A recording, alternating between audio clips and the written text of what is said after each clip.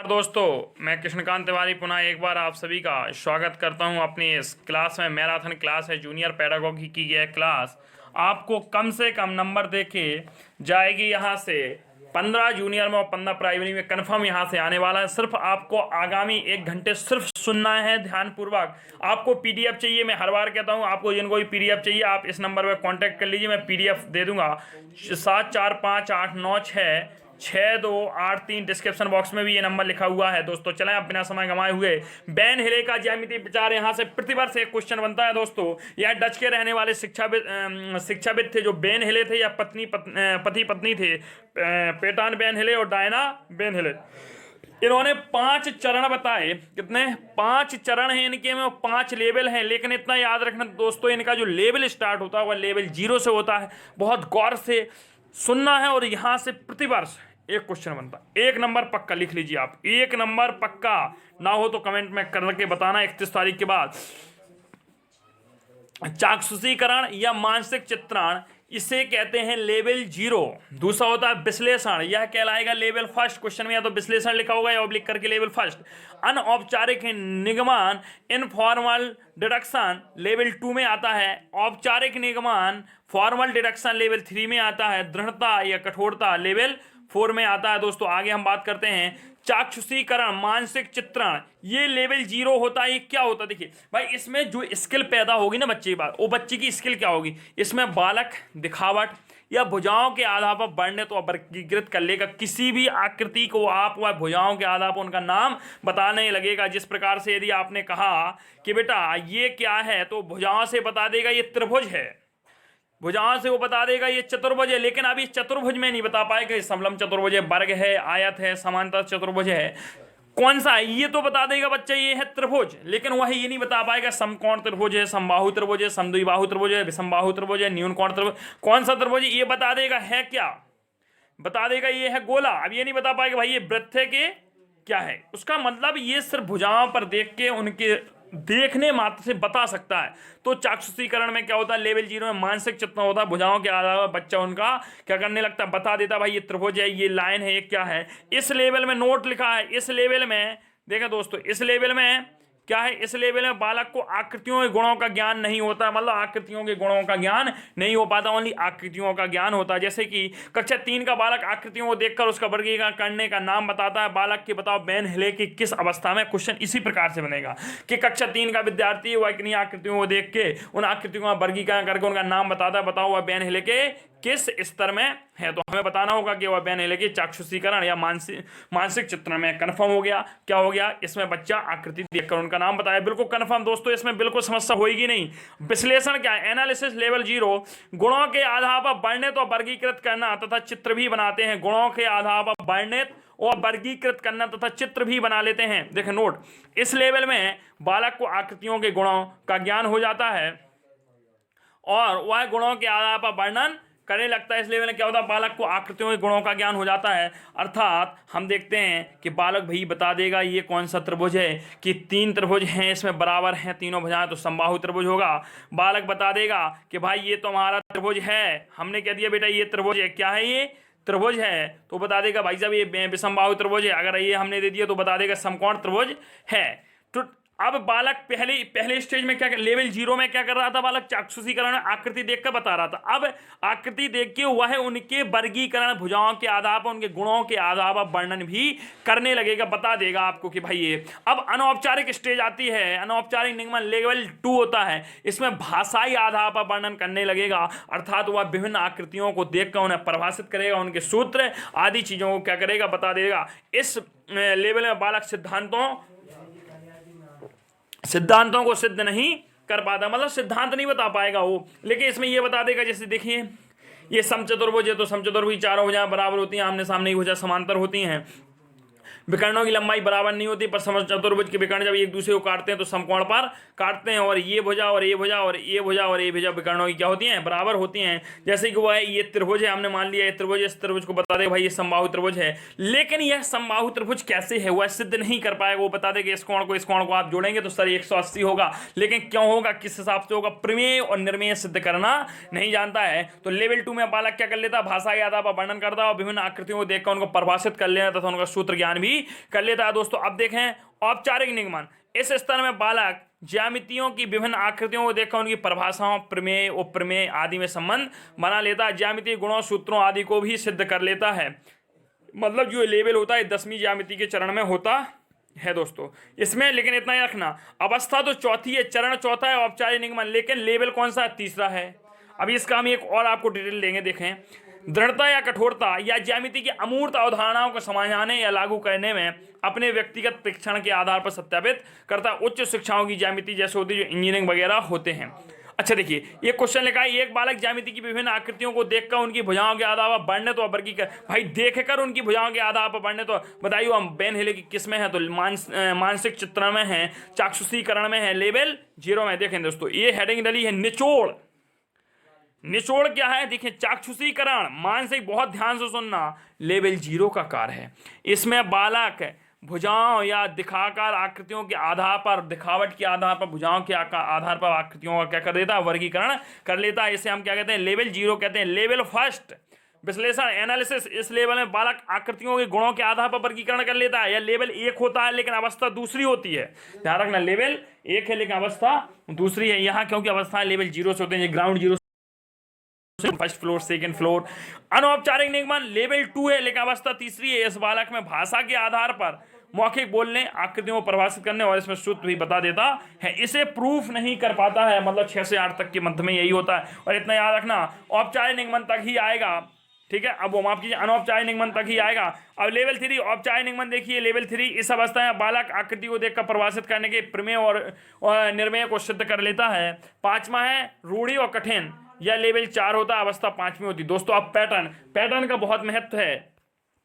2-3 बार pattern की चर्चा करेंगे। विद्यालय पाठ्यक्रम का अभिन्न अंग है, इसे गणित की रीढ़ भी कहा जाता है। पैटर्न पढ़ाए जाने का मुख्य उद्देश्य होता है तार्किक दृष्टिकोण का विकास करना। पैटर्न 3 प्रकार का होता है, सिंबॉलिक पैटर्न, न्यूमेरिकल पैटर्न और अल्फाबेटिकल पैटर्न। दोस्तों क्या है, हाँ चलो, इसके पैटर्न के लाभ या उद्देश्य क्या है? तो गणित को रुचिकर बनाना, गणित को प्रतिदिन के विचारों से जोड़ना, मतलब रोजमर्रा की जिंदगी से जोड़ना, या तो हमारा एनसीएफ भी कहता है, एनसीएफ की भी चर्चा की गई है इसमें।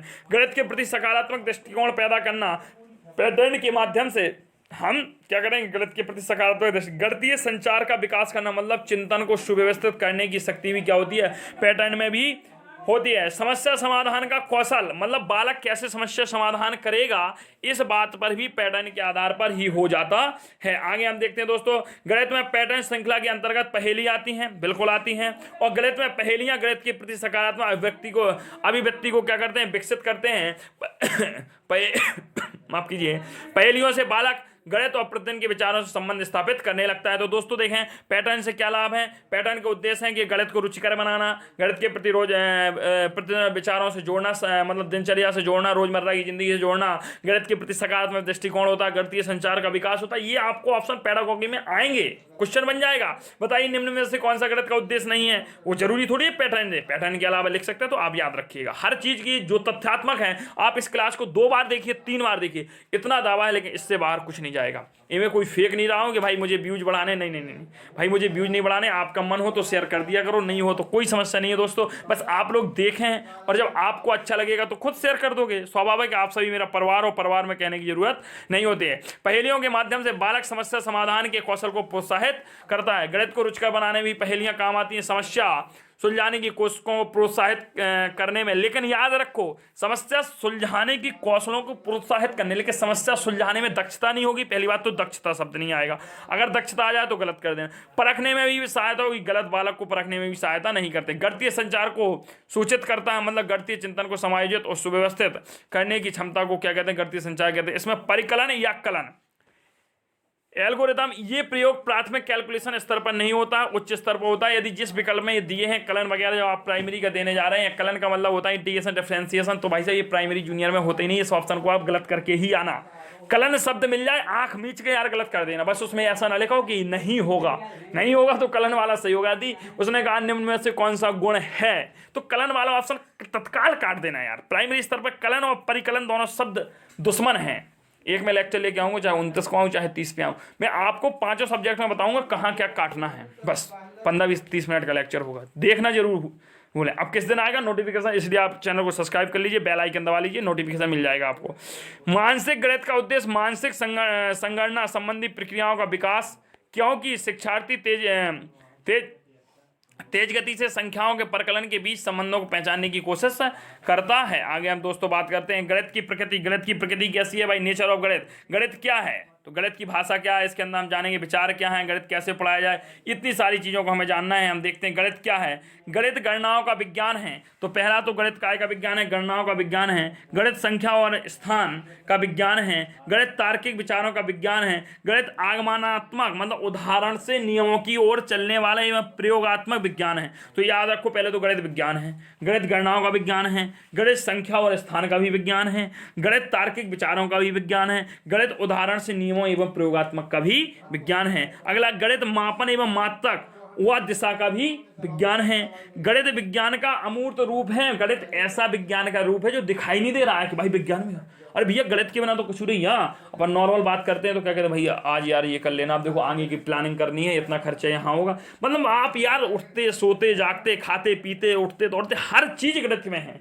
गणित हमारे जीवन में घुला मिला है, व्यवहारिक है, बिना गणित के तो हम सोच नहीं सकते हैं। गणित सबसे सरल विषय है दुनिया का। गणित एक यथार्थ विज्ञान है, लेकिन कठिन लगता है क्योंकि उसकी संक्रियाएं आपको लॉग महोदय कहते हैं। गणित वह माध्यम है जिसके द्वारा हम बच्चों के मन मस्तिष्क में तर्क करने की आदत स्थापित करते हैं। गणित की भाषा, गणित स्वतः एक भाषा है जो विभिन्न चिन्हों नियमों पर चलती है। मतलब कोई पूछे गणित की भैया भाषा क्या है, ऑप्शन काफी दे देगा, नहीं, गणित की स्वयं की भाषा होती है और विभिन्न नियमों एवं चिन्हों से चलता है। गणित की भाषा के प्रमुख 5 अंक कौन है। सबसे पहले हम बच्चे को सिखाएंगे टर्म, पद, इसको याद रखने क्वेश्चन बनता है। फिर प्रत्यय कॉन्सेप्ट सिखाएंगे, पहले टर्म फिर कॉन्सेप्ट, फिर फॉर्मूला आएगा, फिर प्रिंसिपल आएगा, फिर सिंबॉलिक चिन्ह आएगा। अब दिक्कत यह है उन बच्चों को नहीं बनता जिन्होंने डायरेक्ट सीधा है सूत्र, तो उन्हें जब प्रत्यय का पता नहीं है, पद का पता नहीं, तो उन्हें सिद्धांत चिन्ह में समस्या होती है। उन्हें सबसे पहले है बच्चे को पद सिखाने चाहिए, फिर उसका प्रत्यय, फिर सूत्र, फिर सिद्धांत और फिर चिन्ह। ये होता है TCFPS।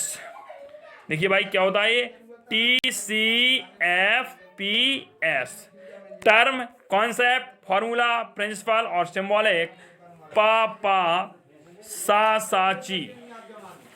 सच्ची, आप चिन्ह, पापा सच्ची, पद, प्रत्यय, सूत्र, सिद्धांत और चिन्ह बना लीजिए। अगला देखते हैं, गणित के ज्ञान अर्जन के लिए किसी अतिरिक्त भाषा की आवश्यकता नहीं होती। मतलब अगर आप सोचो भैया गणित को सीखना है तो हमें विज्ञान सीखनी पड़ेगी, हमें अंग्रेजी सीखनी पड़ेगी, हमें संस्कृत सीखनी है, कुछ नहीं है भैया। गणित की स्वयं की एक भाषा हो, इसको सीखने के लिए आपको कुछ जरूरत नहीं है दोस्तों। अगला चलते हैं, गणित को प्रत्येक सामान्य व्यक्ति सीख सकता है।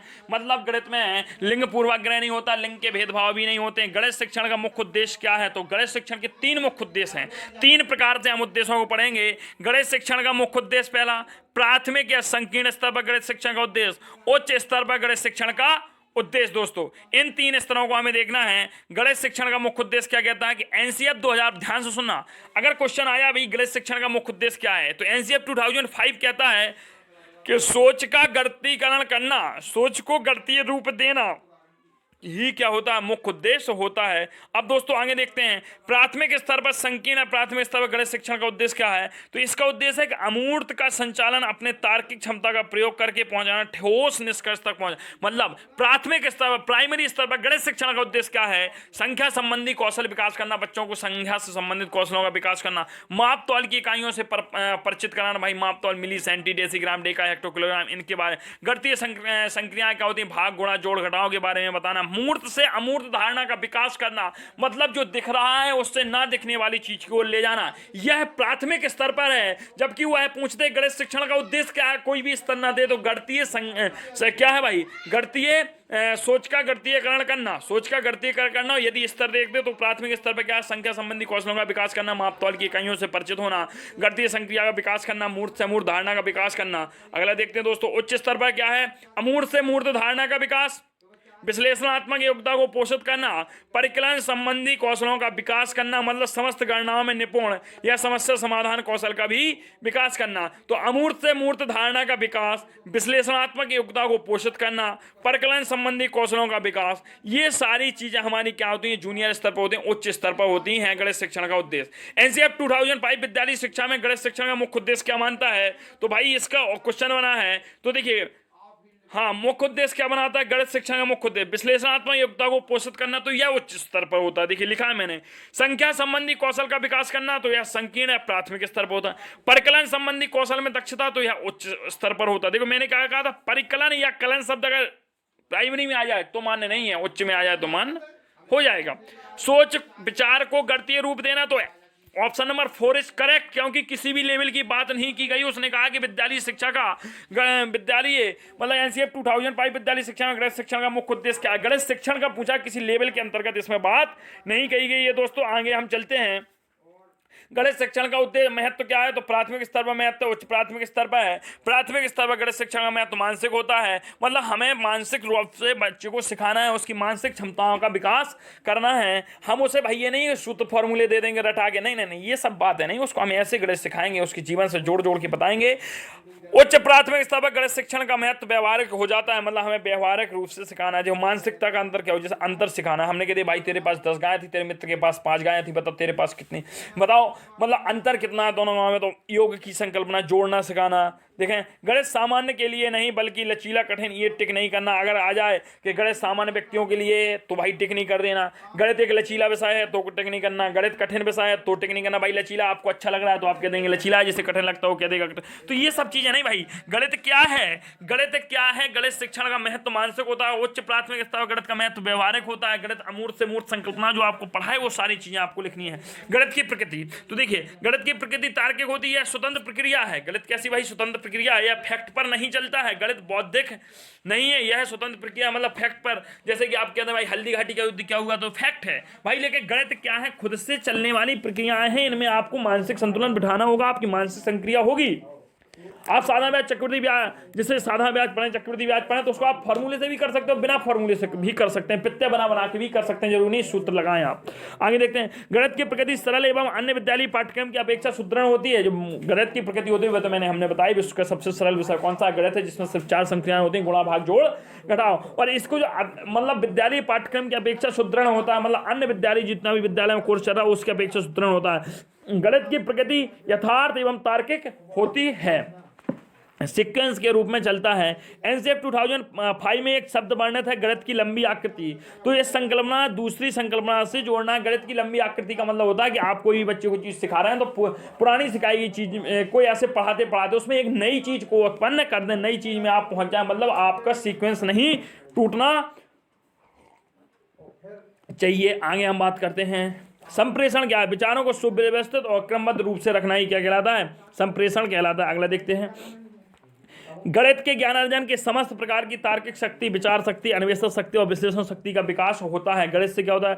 गणित के ज्ञानार्जन में समस्त प्रकार की तार्किक शक्ति, विचार शक्ति, अन्वेषण शक्ति और विश्लेषण शक्ति का विकास होता है। अगला देखते हैं। गणित में सोच के प्रकार, तो अभिसारी, कन्वर्जेंट और अपसारी। तो अपसारी देखिए भाई, अपसारी का मतलब होता है सूर्य की भांति चारों तरफ फैलेगा। देखिए आप, अभी मैं आपको बता रहा हूँ अपसारी कैसे होगा। देखिए भाई अपसारी हो जाएगी, ये देखें हमने चारों तरफ फैला दिया, ये क्या है भाई? अपसारी। और अभिसारी क्या होता है भाई? एक बिंदु पे केंद्रित होना, हम एक ही जगह आके सब क्या कर जाएं? मिल जाएं। ठीक है, अब हम आगे बात करते हैं दोस्तों, चलें। हाँ, अब जो अभिसारी होते हैं क्या होते हैं? हमारे अपसारी होते हैं।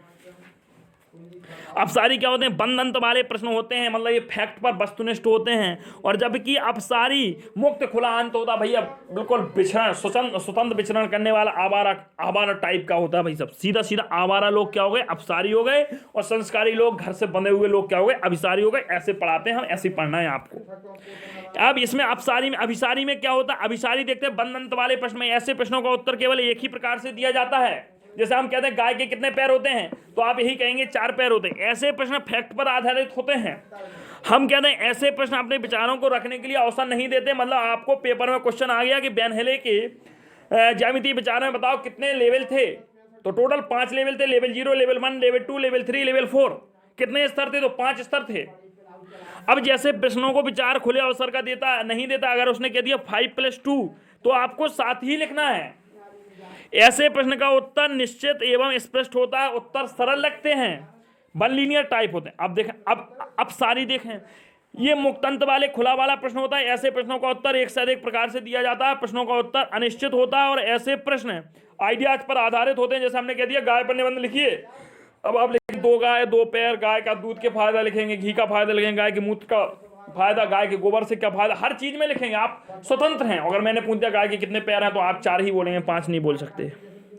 प्रश्नों का उत्तर सुस्पष्ट अस्पष्ट होता है, इसका कोई एक निश्चित उत्तर नहीं होता है। ऐसे प्रश्न विचारों को रखने का अवसर देते हैं। जैसे कि हम दोस्तों कहते हैं कि 2 संख्याएं हैं 7 + 5, ठीक है। अब याद रखना, हमने जैसे कि दोस्तों कह दिया कि 12 को ऐसी 2 संख्याओं के रूप में लिखो, जिससे 2 संख्याओं के रूप में लिखो जिनका योग क्या है 12 है। तो आप 7 + 5 कर देंगे, आप 8 + 4 कर देंगे, आप 9 + 3 कर देंगे, आप 10 + 2 कर देंगे, आप 11 + 1 कर देंगे। अब बताओ कर देंगे कि नहीं? आप 6 + 6 कर देंगे। तो आप एक चीज पे पहुंचने के लिए कई रास्ते हैं। हमने कहा है ऐसी 2 संख्याओं का योग लिखिए, ऐसी 2 संख्याओं का योग बताओ जिनसे, मतलब ऐसी 2 संख्या, वे कौन सी 2 संख्या होंगी जिनका योग क्या है 12 है, वह कौन सी 2 संख्या होंगी? तो 6 हो सकती है, 7 5 हो सकती है, 8 4 हो सकती है, 9 3 हो सकती है, 11 1 हो सकती है नहीं 10 और 2 हो सकती है। तो ये उत्तर असंभव से लगते हैं भाई लगता है यार, और लगता है। अब जैसे हम कहते हैं कि कौन सा मुक्त अंत वाले प्रश्न का उदाहरण नहीं, हम कहें 2/7 7 से कितना होगा भाई? जब अमुक्त अंत वाले मतलब खुले सदैव आएंगे, इतना याद रखना। आपकी अपसारी प्रश्न आएंगे तो अपसारी टिक करके आना। 6 में कितना, जैसे 8 से बड़ी कोई भी 5 संख्या लिखी तो ये मुक्त अंत वाला है। 8 से बड़ी कोई भी 5 संख्या 9 है, 10 है, 11 है, 12 है, हम कहते हैं 100 है, 200 है, 300 400। 8 से बड़ी कोई भी 5 दुनिया में यार मिल जाएंगे दोस्तों, समझो समझो समझो। चलें अगला है 8 + 5। देखिए 8 + 5 इस बंद अंत वाले प्रश्न का तदनुरूपी खुला अंत वाला प्रश्न क्या होगा? 8 + 6 सॉरी, तो 8 6 14 होता है। तो अब 8 में क्या जोड़ा जाए कि योगफल 14 हो जाए? भैया ये भी बना हुआ होगा, 6 ही जोड़ोगे तभी 14 होगा। तो मुक्त अंत वाला प्रश्न हो गया, वो सॉरी बद्ध अंत वाला प्रश्न हो गया, ये नहीं होगा। 6 में कितना जोड़ा? ये भी नहीं होगा। कोई 2 संख्याएं लिखिए जिनका योगफल 14 हो जाए। और इसको ऑप्शन को देखते हमारे मन में लड्डू फूटा, अरे 2 संख्याओं का योग भाई, जब 2 संख्या हम 14 8 + 6 कर सकते हैं, 7 + 7 कर सकते हैं, 9 + 5 कर सकते हैं, हम 10 + 4 कर सकते हैं, हम 11 + 3 कर सकते हैं, 12 + 2 कर सकते हैं, 13 + 1 कर सकते हैं। कितने ऑप्शन हो गए हमारे पास। तो answer number C is clear. गणित शिक्षण को प्रभावित करने वाले कारक, अध्यापक से संबंधित कारक क्या है भाई? विषय के ज्ञान का शिथिलापन होना, अध्यापक का पक्षपात व्यवहार, मतलब पक्षपात का भाई लिंग जाति धर्म के आधार पर भी हुआ पक्षपात करने हो सकता है। लड़कियों को कम बताए तो लड़कों को ज़्यादा, या लड़कियों को ज़्यादा बताए लड़कों को कम। जाति के आधार पर भाई मतलब जो आपने जाति के आधार पर पक्षपात करे भाई, वो अपनी जात वालों को जाना, ये जाति होती है भाई, ये तुम उस जात के उस जात के, ऐसा करेगा तो भी अध्यापन से संबंधित कारक हो। अध्यापक का कक्ष में सख्त होना, मतलब ये क्यों नहीं पढ़ा रहे तू सवाल लगा क्यों, इस प्रकार से मतलब बच्चे को लगातार डांटते। उसने पूछा अच्छा तुमने प्रश्न क्यों पूछा, बैठ जा, तुझे प्रश्न पूछने का कोई भी अधिकार नहीं है, रख दीजिए उसे। हाँ, अध्यापक की संप्रेषण क्षमता, तो अध्यापक की भाई अध्यापक बोलता कैसा है, अध्यापक बोलता कैसा है, उस पर भी आपको चर्चा करनी। मतलब भाई अध्यापक आप बोल रहा है, उसको पता चला बुंदेलखंडी में पढ़ाने को मिल गया, भाई सब बोल रहा है पूर्वांचली भाषा बोल रहा है, तमिल बोल रहा है, मलयालम, तो कैसे बनेगा भाई? उसको बुंदेलखंडी ही बोलना पड़ेगा। लेक्चर चला के रखिए आप लोग। हाँ, छात्राओं और छात्र से संबंधित कारक क्या है? चलें, सभी शिक्षण विधियों का मुख्य आधार बालक होते हैं, ठीक है। छात्रों की मानसिक योग्यता स्तर, उनके करने सीखने जानने की उत्सुकता में उनकी रुचि। विषय वस्तु से संबंधित कारक क्या होते हैं? विषय वस्तु का संप्रेषण का मुख्य आधार हो, जो विषय वस्तु संप्रेषण का मुख्य आधार होनी चाहिए, मतलब लोकल लैंग्वेज होना चाहिए। विषय वस्तु क्रिया केंद्रित होनी चाहिए, मतलब ऐसी विषय वस्तु जिससे बालक क्या करे, क्रिया कर रहा हो। विषय वस्तु क्रिया केंद्रित करके सीखने अनुभव द्वारा सीखने पर आधारित होनी चाहिए, मतलब विषय वस्तु ऐसी हो जो सीखने से और अनुभव द्वारा सीखने पर आधारित हो। विषय वस्तु बालक बालिकाओं के मानसिक स्तर के अनुरूप होनी चाहिए, अर्थात विषय वस्तु की लेंदी नहीं होना चाहिए। दोस्तों जिसको भी PDF चाहिए इस पर कांटेक्ट कर सकता है। कोई भी क्वेश्चन में एरर आ रही है आपको भाई लग रहा है, फिलहाल होना नहीं चाहिए ऐसा, क्योंकि मैं NCERT से ही सारी चीज़ें निकाल के लाता हूँ, चाहे धीरे धीरे लाऊं, फिर भी आप इस नंबर पर कॉन्टैक्ट कर सकते हैं। मेरा नाम शुभ नाम कृष्णकांत तिवारी, आप इस पर लिखिए 7458966283।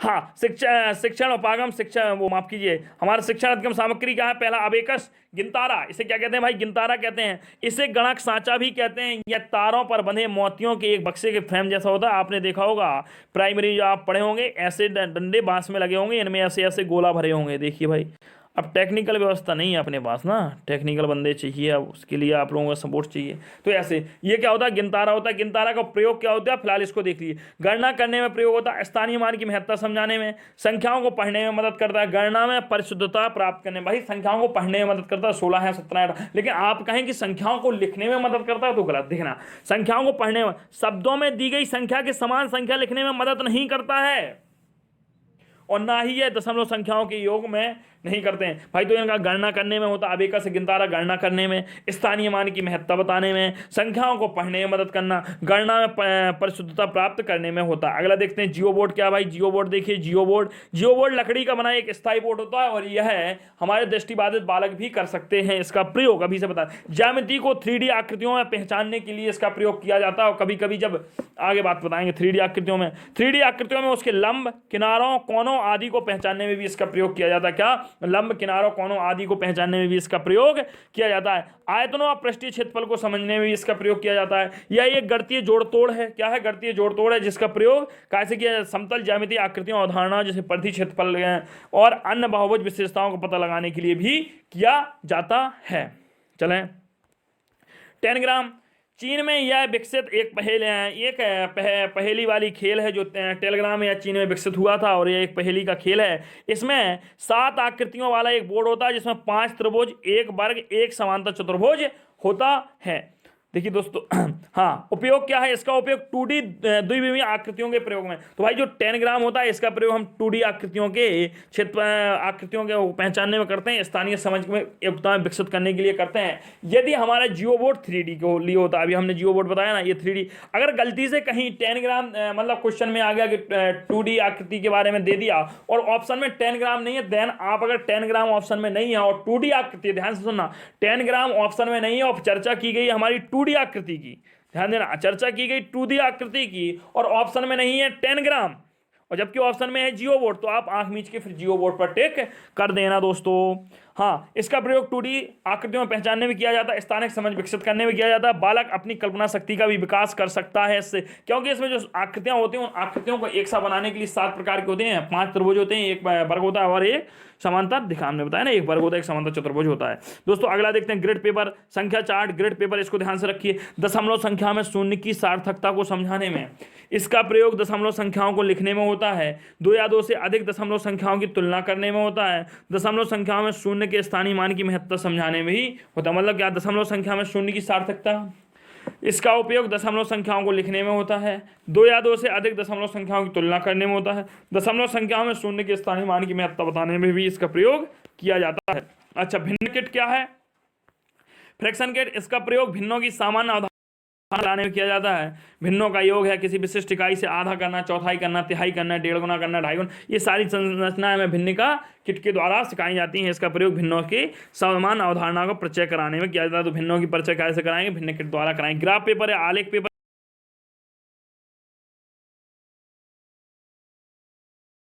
टेनग्राम होता है, जबकि क्षेत्रफलों का अनुमान लगाने के लिए, क्या कहा? क्षेत्रफलों के अनुमान का लगाने के लिए ग्राफ पेपर या आलेख आकृतियों के क्षेत्रफलों की तुलना करने में क्या है कि भाई प्रयोग किया जाता है। हमारे ग्राफ पेपर या आलेख प्रयोग किया जाता है। सांख्यिकी में आंकड़े प्रदर्शित करने और उनसे संबंधित बताने के लिए भी हमें क्या है आलेख पेपर या ग्रिड पेपर का प्रयोग करना। इनका उपयोग इंजीनियर तथा लेखपाल करते हैं जो खेतों के क्षेत्रफल किसानों, मतलब इंजीनियर वगैरह मकान बनाने में। अच्छा, डॉट पेपर, बिंदु सीट या बिंदु पटल या डॉट पटल, डॉट पटल भी लिख लेना, यहाँ आपका लिख लेना डॉट पटल, ठीक है। तो इन सारी चीज़ों के लिए होता है। इसका क्या, विभिन्न प्रकार के ठोस को बनाने के लिए हो जाता है ताकि बालक की आकृतियों की समझ विकसित हो सके। विभिन्न प्रकार के ठोस बनाने के लिए किया जाता है ताकि बालक की आकृतियों में क्या हो सके, भाई समझ विकसित हो सके। इसका प्रयोग सममिति तथा परावर्तन में प्रयोग होता है। ज्यामिति की सममित आकृतियों को पहचानने में भी होता है। परावर्तन की अवधारणा को समझने में भी इसका प्रयोग होता है। तो भाई अगर कोई पूछे डॉट पेपर का प्रयोग तो क्या होता है? सममित आकृतियों में अवधारणा को समझने में। डॉट पेपर बिंदु सीट या बिंदु पटल का सममित आकृतियों को समझने में, परावर्तन की अवधारणा समझने में भी होता है। सममित आकृतियों और परावर्तन की अवधारणा समझने में भी होता है। डाइस ब्लॉक का प्रयोग क्या होता है? डाइस ब्लॉक क्या होता है? इसका प्रयोग होता है छोटे बालकों को जोड़ घटाव संख्या का बोध कराने में होता है। इसका प्रयोग बुनियादी गणितीय अवधारणाओं को जोड़ने के लिए किया जाता है। गिनती सिखाने में भी इसका प्रयोग किया जाता है। तो डाइस ब्लॉक होता है छोटे बालकों को हम जोड़ घटाव संख्याओं को लिखना, संख्याओं का बोध कराने के लिए क्या करते हैं। चौपड़ क्या होता है? यह एक खेल है जिसे चौरस कहते हैं। इसका संबंध प्राथमिक स्तर से यह है, खाट पलंग आदि की बनावट जैसा होता है। मोतीमाला क्या होता है? इसमें डोर बंदी होती है, कुछ मोतियां होती हैं जिनसे बालकों को जोड़ सिखाने में प्रयोग किया जाता है। यह दशमलव संख्याओं के योग में भी कर लेते हैं, क्योंकि मोतीमाला जो होती है आपने देखा होगा सब कोई माला पहने रहता है, ऐसे माला पहने रहता है। तो इसमें होता क्या भाई, माला में ऐसे होंगे, पहले तो बड़े बड़े हम ऐसे गुड़िया बनाए दे रहे हैं ऐसे, ठीक है भाई, क्या होंगे भाई, बड़े गुड़िया होंगे ऐसे। अब इनके बीच में क्या होगा भाई, इनके बीच में कुछ छोटे छोटे इस प्रकार से गोले होंगे। क्या होंगे?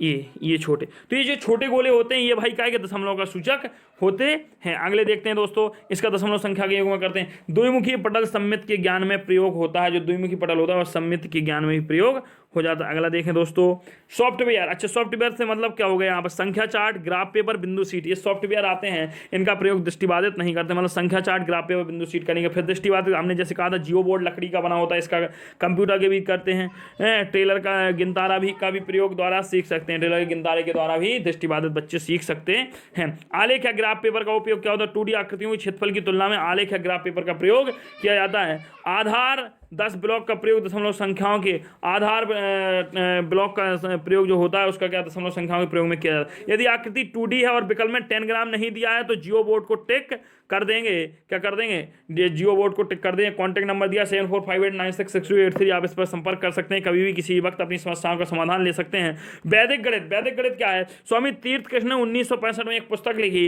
इस पुस्तक का उद्देश्य था गणना में गति प्रदान करना। इस पुस्तक में 16 सूत्र और 13 उपसूत्र दिए गए थे। जैसे कि एक आपको ये आपके सामने लिखा है 11 × 11, तो इसमें क्या होता है, जब हम 11 × 11 करते हैं ना दोस्तों, तो 121 होता है। 11 कितनी बार है, पहले तो 1 लिख दो। अब 11 1 है कितनी बार, 2 बार। पहले 1 2 1। अब जैसे यहीं पे अगर आ जाता हमारा 1 2 3 4 गुणे 1 2 3 4, तो पहले लिखे भाई, जैसे कि 11 1 हमारा कितनी बार है, 4 बार, तो 4 तक पहुंचे, फिर 4 से घटें 3 2 1, ये इसका आंसर होगा। आप करके देख लीजिएगा। गणित शिक्षा को प्रभावित करने वाले कारक। गणित में दुश्चिंता की जिम्मेदार कौन होता है, नहीं है, लिंग। अच्छा, मतलब लिंग से कोई भाई दुश्चिंता नहीं आती। किसी व्यक्ति का गणित में मन ना लगे, चाहे लड़का हो चाहे लड़की हो। जैसे विषय की प्रकृति, इससे निराशा, दुश्चिंता का मतलब होता है निराशा का जागृत होना। परीक्षा प्रणाली और शिक्षण विधियां। आगे चले हम देखते हैं प्रभावित करने वाले कारक क्या हैं। विषय की प्रकृति। विषय की प्रकृति क्या है, दशमलव के बाद बार का होना, दशमलव के पहले बार का होना, कोष्टक वाले प्रश्न। तो यहाँ चिन्हों पर प्रभावित होना, मतलब यदि हम किसी बच्चे को चिन्हों का ज्ञान नहीं है तो उसे निश्चित समस्या तो होना ही होना है। अगला देखते हैं दोस्तों, अभी तो पार्टी आधी हुई है, इतना ध्यान रखना। शिक्षक की शिक्षा विधियां, पाठ्यक्रम, परीक्षा की पद्धति और छात्र स्वयं, ये सारी चीजें गणित से प्रभावित करने वाली होती हैं। संख्याओं को सिखाते समय अध्यापक को क्या करना चाहिए, तो भाई संख्याओं को सिखाते समय अध्यापक को सबसे पहले पंक्तिबद्धता सिखानी चाहिए। भाई पंक्ति ऐसी होंगी, फिर उसके बाद उसे वर्गीकरण गिनना, 1 2 3 4 5 6 7 8 सिखाना है। फिर प्रतिबद्धता अल्टरनेटिव, भाई वो फिर बच्चे उनको पूछना चाहिए कि 24 के बाद बेटा क्या आएगा, 25, 24 के पहले क्या आएगा, 23 पूछना चाहिए, 24 के मतलब 50 के बाद क्या आएगा, 51 पहले क्या। तो ये हमारा प्रत्यवर्तता होता है, अल्टरनेटिव होता है। तो याद रखना, सबसे पहले पंक्ति सिखाएगा गणित का साथ, और फिर वर्गीकरण, फिर प्रतिबद्धता सिखा। संख्याओं की समझ के लिए कौन सा महत्वपूर्ण पहलू नहीं है, तो संरक्षण महत्वपूर्ण पहलू नहीं है, मतलब वर्गीकरण महत्वपूर्ण है। सबसे पहले हम क्या करेंगे, वर्गीकरण करेंगे, फिर गिनना शुरू करेंगे, प्रतिबद्धता। हाँ, जो पंक्तिबद्ध है उसे आप वर्गीकरण भी कह सकते, वो माफ कीजिए। सबसे पहले हम इसमें ऑप्शन शायद मिस हो गया, चलें हटाएं। मापन या भारतोल। पढ़ते समय ध्यान रखने योग्य सोपान क्या है, सरल अवलोकन द्वारा वस्तुओं को सत्यापित करना, तुलना कराना। भाई सरल अवलोकन द्वारा वस्तुओं को सत्यापित किया जा सकता है, तुलना कराना, लंबाई चौड़ाई ठोस में। माप के अप्रमाणिक इकाई का प्रयोग करना, मतलब व्यवहारिक रूप में बच्चों को समझाना। माप के लिए व्यवहारिक प्रमाणिक इकाई का प्रयोग करना होता है सूत्र, ठीक है। और अगला होता है प्रमाणिक इकाई को विकसित करना, मतलब मीट्रिक संबंधी होता है। अच्छा, संख्या और सांख्य क्या है, संख्या और संख्यांक क्या है, नंबर और न्यूमेरल क्या है। तो संख्या एक विचार है, संख्या उसको व्यक्त करने का एक तरीका बताता है। जिस प्रकार से दोस्तों देखिए, संख्या एक विचार है और व्यक्त करने का तरीका, जैसे मेरा नाम है, देखना आप एक चीज को गौर से देखना। जैसे आगे चलते फिर उदाहरण को हम प्रस्तुत करेंगे आपको। संख्या एक सूक्ष्मतम रूप है जो मात्रा बतलाता है, और संख्यांक एक प्रतीक या शब्द होता है जो संख्या को व्यक्त करता है। संख्या एक स्वतंत्र इकाई है, जैसे हम कहते हैं 11 तो 11 ही लिखा है। संख्या को विभिन्न संकेतों द्वारा प्रदर्शित किया जाता है, जैसे कि ये इंसान अभी जो जिसकी आपने शुरुआत में फोटो देखी थी, जैसे आप देखें अभी यहाँ भी एक फोटो लगी थी। अच्छा, ये इंसान कौन है, देखें हम संख्या और संख्यांक के बारे में बताते हैं। इस इंसान का नाम आप लोग सब जानते हैं, कृष्णकांत तिवारी। बड़े ध्यान से सुनना, तो कृष्णकांत तिवारी, इसका भाई बोध हो गया, ये है, ये तो हो गया संख्या। अब कोई केक से बुलाए, कोई के सर बुलाए, कोई RK सर बुलाए, कोई तिवारी सर बुलाए, कोई कृष्णा सर बुलाए, या कोई कृष्णा कहता है, बेटा कहता है, बबुआ कहता है, तो ये कई माध्यम हो गए। संख्यांक हो गया मूल व्यक्ति, इसकी जो पहचान है, समझ गए। जैसे कि हम यहाँ पे आपको एक और माध्यम से समझाते हैं। जैसे 11 लिखा है तो आप 11 को 11 लिखेंगे, ये संख्या है, लेकिन इसको व्यक्त करने के लिए आप 11 भी लिख सकते हैं, रोमन में भी लिख सकते हैं, टैली में लिख सकते हैं। आप देखिए 4 5 6 7 8 9 10 और 11।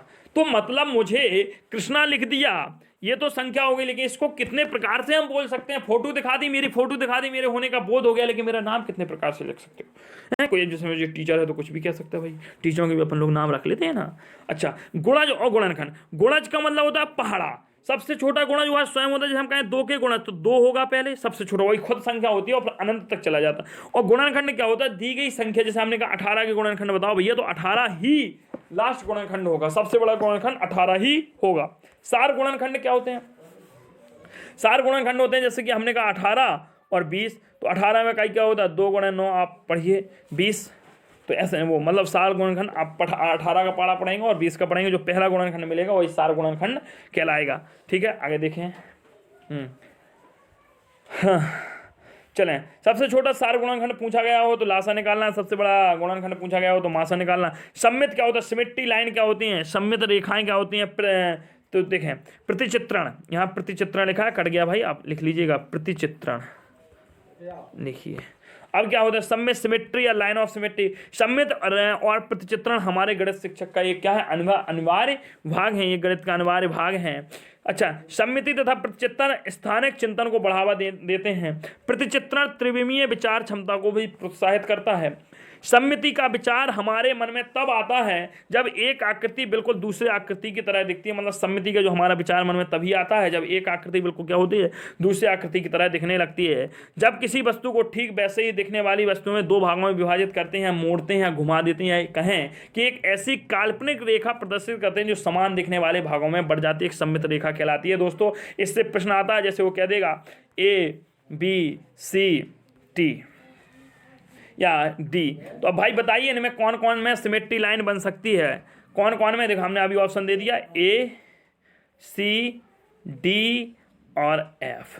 भाई बताइए इनमें कौन में सिमेट्री लाइन बनेगी? इसके कहने का तात्पर्य दोस्तों यह हुआ, देखिए हम आपको वही बताते हैं और थोड़ा ले इसको लाइन को भी या अगर हम A को काटेंगे तो देखो ऊपर जो भाग है वो नहीं दिख रहा है। अगर C को हम ऐसा काटें तब भी नहीं दिख रहा है, अगर ऐसा काटेंगे तब भी नहीं। हाँ, अगर D को हम ऐसा काट दें तो देखें एक ऊपर D ऐसी दिख रही और एक नीचे D दिख रही है। अगर हम ऐसा काटेंगे तो कुछ नहीं मिलने वाला। F में अगर हम ऐसे काटेंगे तो कुछ नहीं मिलने वाला है, बताओ क्या मिलेगा? अगर ऐसे काटेंगे तो कुछ नहीं। तो सिमेट्री कौन दिखा रही भाई? हमारा सिमेट्री मतलब ये क्या हो गया भाई? हाँ, सम्मितता कौन सी दिखा रही? यही लाइन दिखा रही। अगला देखें, प्रतिचित्रण आनुपातिक विवेचना करता है। क्या करता है? आनुपातिक विवेचना को प्रोत्साहित करता है दोस्तों। अच्छा, प्राथमिक स्तर पर गणित शिक्षण प्रतिचित्रण से संदर्भ क्या? प्रतिचित्रण स्थानिक चिंतन को बढ़ावा देता है। प्रतिचित्रण क्या करता है भाई? स्थानिक चिंतन को बढ़ावा देता है। क्या कहता है? स्थानिक। प्रतिचित्रण आनुपातिक विवेचन को प्रोत्साहित करता है। प्रतिचित्रण का गणित के कई विषयों में स्थान होता है। समाकलन किया जा सकता है। त्रिविमीय विचार को प्रोत्साहित भी प्रतिचित्रण करता है। चलो दोस्तों, आगे हम बात कर लेते हैं। हमें लगता है कुछ यहाँ मिस हो गया, नहीं हुआ फिलहाल। गणितीय खेल और पहेलियाँ क्या होती हैं? गणितीय पहेलियाँ और खेल विषय को सरल और रुचिकर बनाती हैं। तो भाई गणितीय पहेलियों और खेल के द्वारा हम गणित विषय को रुचिकर बना सकते हैं। गणितीय खेल और पहेलियाँ विद्यालय पाठ्यक्रम को अनिवार्य हिस्सा बना देती हैं, क्योंकि गणितीय खेल और पहेलियां मानसिक गणित से संबंधित हैं, जो परिकलन में शुद्धता के साथ गणना में गति प्रदान करते हैं। गणित के प्रति सकारात्मक दृष्टिकोण को भी बढ़ावा देना होता है और सृजनात्मकता को भी विकसित करने में प्रयोग किया जाता है। अगला देखते हैं दोस्तों, इसी के आगे हम क्या है? हम हाँ, इससे जो हमारी पहेलियां होती है इसके प्रयोग से बालकों में समस्या समाधान के कौशल को भी प्रोत्साहित किया जा सकता है। गणित और प्रतिदिन विचारों में संबंध स्थापित हो जाते हैं। गणित और प्रतिदिन के विचारों में भी क्या होते हैं भाई? संबंध स्थापित होने लगते हैं। और दोस्तों, आज रात में 10 बजे, रात्रि 10 बजे आपको एक क्लास और मिलेगी। वह क्लास होगी आपकी हिंदी शिक्षण शास्त्र। हिंदी शिक्षा शास्त्र, हिंदी का समग्र निचोड़ आपके सामने प्रस्तुत होगा। कल आपका विज्ञान का और साइकोलॉजी का आएगा। बचता है संस्कृत का, तो संस्कृत का आपको नेक्स्ट वर्किंग डे में देंगे। मतलब आज 27 है, 28 में आपको संस्कृत, वो 28 में नहीं 29 में आपको संस्कृत का मिल जाएगा। ठीक है, समस्या समाधान के कौशल को प्रोत्साहित करने में, गणित के प्रति सकारात्मक अभिव्यक्ति को विकसित करने में, तो आज रात 10 बजे क्लास में जरूर उपस्थित हूँ। आपको हिंदी की क्लास मिलेगी। पैटर्न क्या होता है? पैटर्न का भी संबंध मानसिक गतिविधि से होता है। पैटर्न को गणित की रीढ़ कहा जाता है। यह एक सृजनात्मकता को बढ़ावा देता है। संख्या संक्रिया समझने में बालकों की सहायता भी करता है। कौन? पैटर्न करता है। पैटर्न अभ्यास से बालकों को तार्किक कौशल को विकसित करने का अवसर भी मिलता है। यह एक मानसिक गतिविधि है। यह एक कौन सी गतिविधि है? मानसिक गतिविधि है। और यह विद्यार्थियों को सृजनात्मकता को बढ़ावा देता है और संख्याओं की विशेषताओं को समझने में भी उसकी सहायता करता है। तो भाई इतनी बातें आपको समझ में आ गई। पैटर्न क्या होता है? पैटर्न का संबंध मानसिक गतिविधि से होता है। पैटर्न गणित की रीढ़ कहा जाता है। यह सृजनात्मकता को बढ़ावा देता है। पहले भी मैंने पढ़ाया था पैटर्न, यहाँ दोबारा की कौशलता को विकास करता है। यही एक मानसिक गतिविधि है। यह विद्यार्थियों को सृजनात्मकता को बढ़ावा देता है और संख्याओं की विशेषताओं में समझ में पैदा करता है। अगला देखते हैं, गणितीय शब्दावली। आप देख लीजिए दोस्तों, ये क्या है? सीक्वेंस मैंने उसी क्रमवाई रखा गया। कुछ जैसे दूसरी चीज मिल जाती हैं तो उसका मैंने क्या है, इनको आप देख रहे हैं सही से एक रजिस्टर में मेंटेन चीजें नहीं है, सारी अपनी एक साथ लिख ली गई हैं। तो आपको ये सारी चीजें पीडीएफ के फॉर्म में मिल जाएंगी, आप पढ़ सकते हैं। गणितीय शब्दावली क्या होती है? तुलनात्मक जमा। इस चीज को बहुत ध्यान से, जब ए के पास बी की तुलना में एक्स वस्तु अधिक हो तो इसे तुलनात्मक जमा। जब हम कहें भाई कि राज के पास विकास की तुलना में 5 रुपए अधिक है, जब ए के पास बी की तुलना में राज के पास विकास से राज के ए की तुलना में एक्स, तो इसे तुलनात्मक जमा कहते हैं भाई, कि कितने अधिक हैं। ऐसे ही जब कोई कमी हो, राज के पास विकास से 50 रुपए कम है तो ये इसे तुलनात्मक घटा कह देते हैं। अच्छा, व्यक्लित जमा क्या होता है? जब कहा जाए कि ए के पास बी के पास से कितने अधिक अंतर बता दिया जाए तो व्यक्लित जमा होता है। अभी एक्स जमा था, अब हम कह दें भाई अभी कितने रुपए अधिक हैं, अभी तो एक्स रुपए अधिक करा रहे थे, अब हम कहते हैं भाई 5 रुपए अधिक हैं, तो व्यक्लित घटा जमा हो गया। घटा क्या है? इतने रुपए कम है, मतलब यहाँ अंतर बता दिया जाए। माफ कीजिए, मैंने यहाँ अंतर बोल दिया। यहाँ अंतर मैं कह दूँ कि राज के पास बी से रुपए अधिक है, लेकिन संख्या प्रदर्शित नहीं करें। इन दोनों में संख्या नहीं बताएंगे कितनी अधिक है, जबकि व्यक्लित जमा और व्यक्लित घटा में संख्या को बता दिया जाएगा। समुच्चयन क्या होता है? समुच्चयन का तात्पर्य होता है वस्तुओं के संग्रह से, अर्थात जब ए वस्तु में बी वस्तु मिला दी जाए तो उसका पूर्ण योग समुच्चयन कहलाता है। एक वस्तु में बी वस्तु मिला दें, हम कह दें कि एक पार्टी में दूसरी पार्टी आकर मिल गई, तो यह क्या कहलाता है? समुच्चयन कहलाता है। संवर्धन क्या कहलाता है? संवर्धन का अर्थ होता है वृद्धि से। जब ए में एक्स की वृद्धि हो जाए तो संवर्धन कहलाता है। तो भाई समुच्चयन और संवर्धन देखो मिल दोनों में रहे हैं। अब हम जैसे कहें, सपोज करना, हम कहें कि ए वस्तु में बी वस्तु मिल गई, मतलब हम कहें कि 2 बड़े आदमी मिल गए, मुकेश अंबानी और टाटा बिरला मिल गए, तो उनकी संपत्ति ज्यादा हो गई भाई, ये तो हो गया समुच्चयन, 2 लोगों का मिला। अब संवर्धन, हम कहें कि के सक्सेस हब के परिवार में और 50 लोग जुड़ गए, तो ये संवर्धन हो गया। जुड़ गए, ए में वृद्धि हुई है, यहां दूसरा आके नहीं मिला है, के सक्सेस हब के परिवार में और वृद्धि हो गई है। और जबकि 2 अलग अलग ऑब्जेक्ट आके मिल जाए तो समुच्चयन होता है, और जब एक ही ऑब्जेक्ट में वृद्धि हो तो संवर्धन होता है। दैट क्लियर हो गया? याद होगा दोस्तों। गणित की भाषा को विकसित करने के प्रमुख चरण क्या होते हैं? गणित को एक व्यवहारिक विषय के रूप में प्रस्तुत किया जा सके, इसके लिए पैमला लिबेक ने अपनी पुस्तक हाउ चिल्ड्रन लर्न मैथमेटिक्स में एलिप्स थ्योरी दी, ELPS थ्योरी दी। इस थ्योरी को समझना है। इस थ्योरी का अर्थ क्या होता है? एलिप्स थ्योरी हम पढ़ते हैं। एक्सपीरियंस विथ फिजिकल ऑब्जेक्ट, मतलब अनुभव प्रदान करना, कैसा? साकार या वस्तु, ठोस वस्तुओं के द्वारा अनुभव प्रदान करना। एल क्या होता है? Language that describe that experience, अनुभव का वर्णन, भाषा के अनुभव का वर्णन करना। P picture that represent that experience, P4 picture that represent that experience, चित्र के माध्यम से अपने अनुभवों को व्यक्त करना। आगे देखते हैं। सिंबॉलिक दैट एक्सपीरियंस, संकेतों के माध्यम से, मतलब प्रतीकात्मक माध्यम से बच्चों को समझाना अपने में। तो कक्ष में गणितीय भाषा की निपुणता को समझने के लिए सबसे पहले रोजमर्रा की भाषा से जोड़ा जाए, फिर गणितीयकरण की स्थिति की भाषा हो, गणितीय समस्या समाधान की भाषा हो, अंत में प्रतीकात्मक भाषा हो। देखिए भाई यही तो होगा, यही तो इसका मतलब क्या होगा? देखिए आप कीजिए, अरे क्या हो रहा है। सबसे पहले एक्सपीरियंस, तो देखिए भाई रोजमर्रा की जिंदगी से हम बताएंगे। फिर हम लैंग्वेज, तो लैंग्वेज में हम क्या करेंगे भाई? गणितीयकरण की स्थिति भाषा करेंगे। हम पहले ऐसे नॉर्मल बताएंगे भाई क्या होता है, फिर उसको भाषा से जोड़ेंगे। फिर उसके बाद है पिक्चर के माध्यम से, तो पिक्चर का मतलब क्या होगा? गणितीय समस्या समाधान की हम भाषा प्राप्त करवाएंगे। फिर उसको प्रतीकात्मक चिन्हात्मक तरीके से बताएंगे। गणित की मूलभूत संरचना, याद रखना गणित की मूलभूत संरचना 3 होती हैं, और जबकि गणित की संक्रियाएं 4 होती हैं, और गणित के प्रकार अलग होते हैं। चौंक गए होंगे कई लोग, तोते उड़ गए। गणित संरचना देखिए, बीजगणितीय संरचना, इसके अंतर्गत हम योग, विकलन, गुणा, भाग और सामान्यीकरण जैसी क्रियाओं का अध्ययन करते हैं। तो अगर क्वेश्चन बन जाए कि हम योग, गुणा, भाग किस संरचना के तहत करते हैं, तो बीजगणितीय संरचना करते हैं। और इतना याद रखना, पहला ऑप्शन अंकगणितीय संरचना होगा। आप लोग टक लगा के नीचे ले आना। हम जोड़, भाग, गुणा, व्यकलन या सामान्यीकरण जैसी क्रियाएं किसके अंतर्गत करते हैं? बीजगणितीय संरचना के अंतर्गत करते हैं। क्रमिक संरचना क्या होती है? इसके अंतर्गत हमसे बड़ा से छोटा, मतलब से बड़ा और से छोटा जैसी क्रियाएं किसमें होती है? क्रमिक संरचना में होती है। तलरूप संरचना क्या होती है? इसमें समीपता, निकटता जैसी क्रियाओं का बोध होता है, मतलब कोई समीप है, कोई निकट है, इनकी क्रियाएं तलरूप में होती है। से बड़ा, से छोटा, ऐसी क्रियाएं हमारी क्रमिक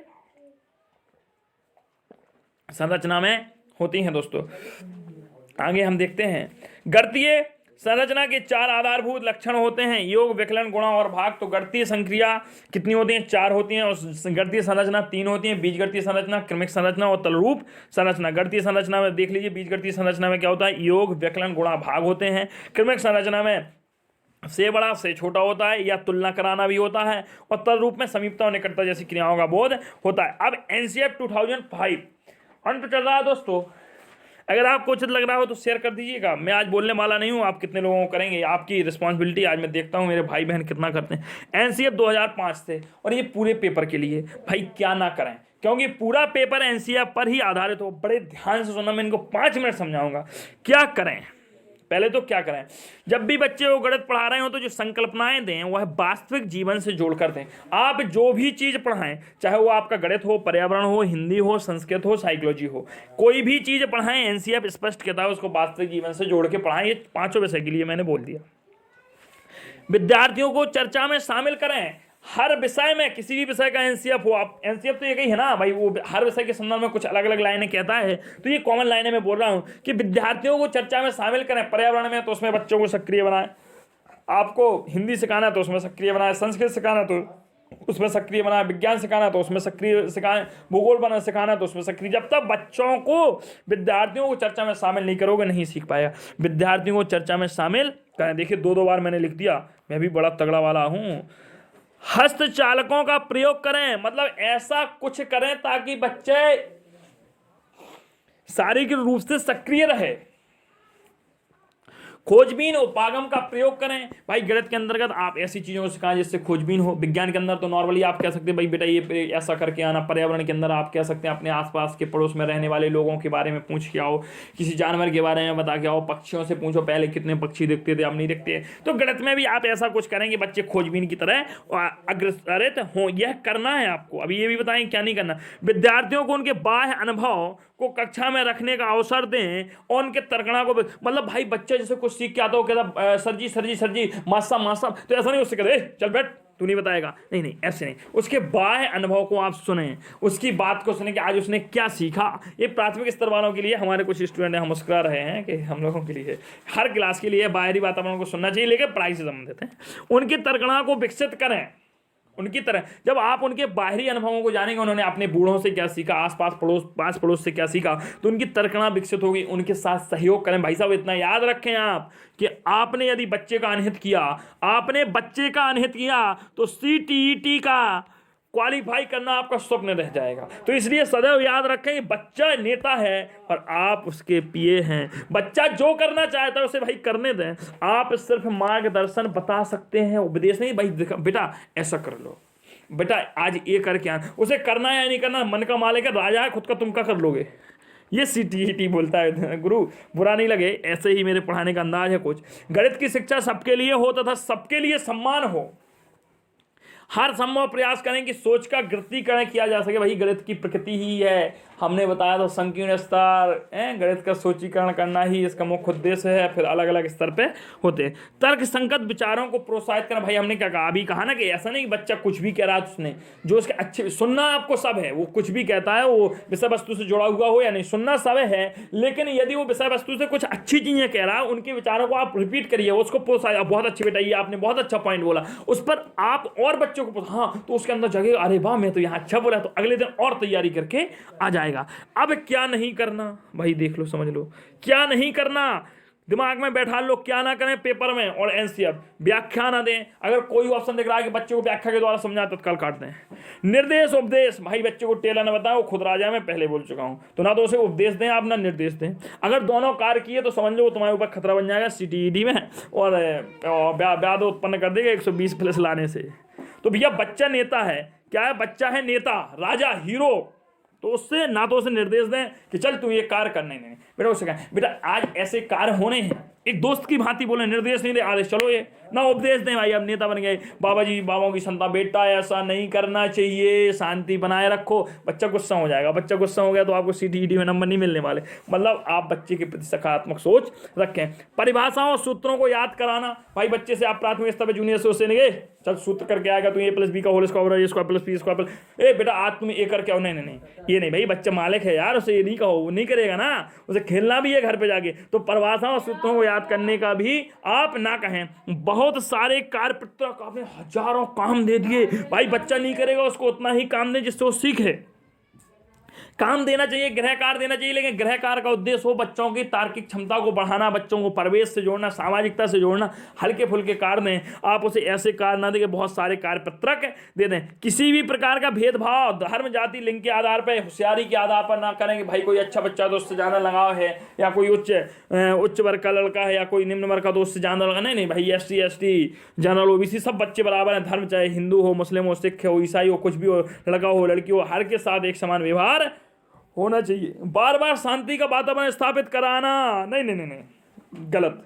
ये आप कहे शांत हो जाओ, ये गल्ला कर रहे हो, शांत हो, अरे ऐसी चीजें आप यार करेंगे तो ये नहीं है। एनसीएफ साफ रोकता है, भाई बच्चे को आप यदि शांत कराना चाहते हैं तो एनसीएफ का कथन बहुत अच्छी तरह सुनना है। एनसीएफ 2005 कहता है, भाई साहब आपको क्लास में शांति का वातावरण चाहिए तो आप कुछ ऐसा पढ़ाओ कि बच्चे शांतिपूर्ण तरीके से उसे सुने। आप अपनी जब विषय वस्तु परोसें तो ऐसे परोसें बच्चे के अंदर रुचि पैदा हो जाए। यार जिस प्रकार से बच्चे को आइसक्रीम खाने को कह दो, भाई वो तुम्हारा हो जाएगा। पाठ चर्चा किताबी ज्ञान पर केंद्रित ना हो, भाई किताबी कीड़ा नहीं बनाया, बच्चे को सामाजिक बनाया। सामाजिक नहीं, रटवाए पढ़े हो बेटा, एक पहाड़ा रटो, 2 रटो, 100 रटो, नहीं, उसको व्यवहारिक ज्ञान से जोड़ो यार, समझ गए। इतनी बात है भाई साहब, ये जो ये 15 मिनट है ना, इसको 10 बार देखना, 10 बार। यहाँ से सारे प्रश्न यहाँ से आ जाएंगे। अच्छा, विद्यालय गणित पाठ्य चर्चा पर उस स्थिति में होता है, विद्यालय गणित पाठ्य चर्चा हर उस स्थिति में होती है जिस स्थिति में गणित को अपने दैनिक अनुभवों के रूप में देखते हैं। भाई आप गणित को ऐसे पढ़ाएं, बच्चों को इस प्रकार से समझाएं कि भाई गणित के छू नहीं है यार, 4 चीजें सीखने, गुणा भाग जोड़ घटाओ, उसको दैनिक अनुभवों को, दैनिक रोजमर्रा की जिंदगी से जोड़ के गणित पढ़ाएंगे, हर बच्चे को गणित आएगा। अर्थपूर्ण समस्याओं को रखते हुए क्या करना, कम अर्थपूर्ण समस्याओं को रखते हुए कम करना। अगले देखते हैं भाई, और क्या है, गणित का आनंद उठाने के लिए भाई जब आप अर्थपूर्ण शिक्षा व्यवस्था समस्याओं को रखेंगे, उस पर बल देंगे, बल करते हैं तो निश्चित बच्चा सीखेगा। गणित का आनंद उठाने के लिए जब आप भाई उसको ऐसा सिखाएं, उसको रुचिकर लगेगा गणित। मजा शब्द नहीं देख लेना, अगर यहाँ मजा आ जाएगा तो फिर नकारात्मकता बात हुई नहीं। आनंद और मजा में अंतर है भाई, ठीक है, तो आनंद होना चाहिए। एनसीएफ 2005 के गणित में प्राथमिक स्तर पर उद्देश्य क्या थे, बच्चों की सोच विचार प्रक्रिया को गणितीय रूप देना, बच्चे के संदर्भ में गणित का वर्णन करना, समस्या समाधान के कौशल को बढ़ावा देना। एनसीएफ 2005 अदगम के रचनावादी उपागम पर बल कहता है, वह कहता है कि बच्चों को गतिविधियों में शामिल करते हुए शिक्षार्थियों को शक्ति, भाई ये तो हर विषय में आप कोई भी विषय पढ़ा रहे हो ऐसा पढ़ाएंगे भाई गत्यात्मक विकास हो, बच्चा खुद चल रहा हो, बच्चा खुद उसमें सक्रिय हो, सक्रिय रह के जब ये सीखेगा बच्चा ज्यादा सीखेगा। आप उसे कहते हैं भाई ये कर ले लो, बैठा है बेचारा गूंगा बैठने। आप मेन उद्देश्य टीचिंग का होना चाहिए कि आप बच्चे को एक चीज बताएं और उसे कहें बेटा तू ये करके आओ, उस पर जोर नहीं डालो, वो रुचि करेगा, खुद से सीखेगा, प्रयास करेगा। और जब बच्चा खुद से सीखेगा ना, वही तो चाहता है यार एनसीएफ, बच्चा खुद से करके सीखे। अगली बात देखते हैं दोस्तों, चीजें यदि समझ में आ रही हो तो समझ गए हैं क्या करना है आपको।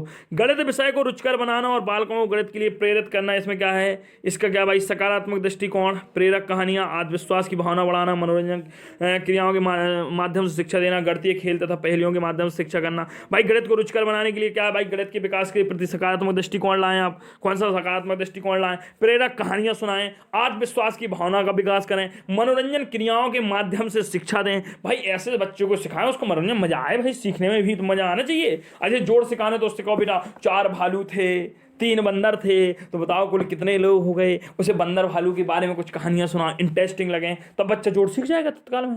अब उसे 4 में 3 जोड़ देना, कभी नहीं सीखेगा। ऐसी चीजें सिखाएं। बिल्कुल मैं आपको व्यक्तिगत बोल रहा हूं दोस्तों, यार समय नहीं है ना, तो जब मैं आपको बोर्ड पर आके पढ़ा रहा होता तो आपको फिर तो बिल्कुल चीज़ें दिमाग में बैठ जाती, लेकिन फिर भी यहाँ ये फील करें कि मैं सामने बैठा हूँ और आप सुने, मस्त हो जाए मेरी वाणी को सुने।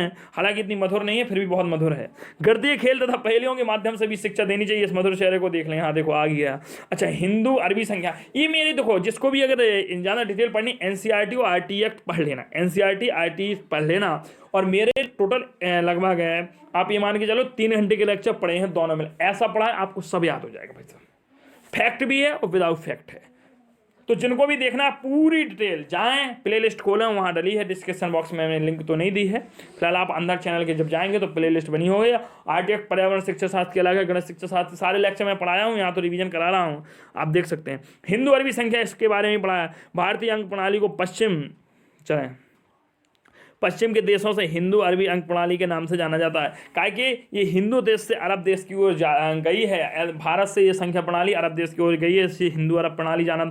यूरोपीय देशों को इस प्रणाली का ज्ञान अरब देशों से प्राप्त हुआ, इसलिए अरबों को यह ज्ञान भारत से प्राप्त हुआ था। भारतीय अंक प्रणाली में शून्य से लेकर 9 तक कुल 10 अंक है भाई। 0 लीजिए, 1 लीजिए, 2 लीजिए, 3 4 5 6, तो 0 1 9 1 2 3 4 5 6 7 8 9 लेंगे तो टोटल 10 अंक होते हैं। यह 10 अंक दुनिया में भूकंप भौकाल मचाए हुए हैं।